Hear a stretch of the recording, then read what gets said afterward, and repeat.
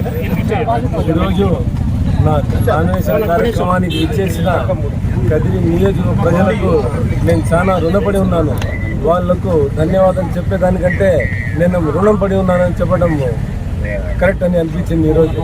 ఎందుకంటే 1,00,000 మంది నా నామినేషన్ కార్యక్రమానికి వాళ్ళు ఇచ్చేసి ఈ మండు టెండలో వాళ్ళు 4 గంటలు మనను చీరప్ చేసి మేము జగనన్నకే ఓటు వేస్తాం, చంద్రబాబు నాయుడు కల్లిబొల్లి మాటలు మేము ఎట్టి పరిస్థితుల్లో వినము, అందువల్ల మేము తప్పకుండా ఫ్యాన్ గుర్తుకే ఓటు వేస్తామని ఇది నిరూపించడానికి ఈరోజు ప్రతి ఒక్కరూ ప్రతి పల్లె నుండి, ప్రతి మండలం నుండి, ప్రతి పంచాయత్ నుండి, కదిరి నియోజకవర్గం చుట్టుపక్కల నుంచి ప్రతి ఒక్కరూ వచ్చి నా నామినేషన్ కార్యక్రమానికి దిగ్విజయం చేసినారు.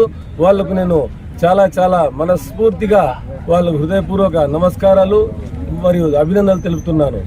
ఈరోజు మేము చూసింది ఏమంటే ప్రతి ఒక్కరూ ఒకటే గ్రహించినారు, రానున్న ఎన్నికల్లో చంద్రబాబు నాయుడు ఏ హామీలు ఇచ్చినా మేము వినము. అవన్నీ 2014లో ఆయన చేసిన మాటలు, ఆయన ఇచ్చిన మేనిఫెస్టో ఇచ్చి పారేసి పక్కన పెట్టేసి ప్రజలని, రాష్ట్ర ప్రజలని మోసం చేసినాడు.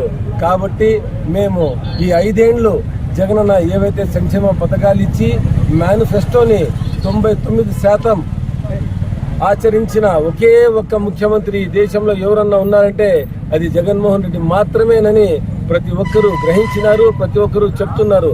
కాబట్టి ఒక అవ్వ తాత అయితేనేమి, ప్రతి అక్క చెల్లి మరియు మన అన్న తమ్ముడు, ప్రతి పెద్ద ఆయన, ప్రతి ఒక్కరూ ఈరోజు జగనన్న అంటే సంక్షేమం, అభివృద్ధి అంటే జగనన్న అనేది వాళ్ళందరూ అనుకున్నారు.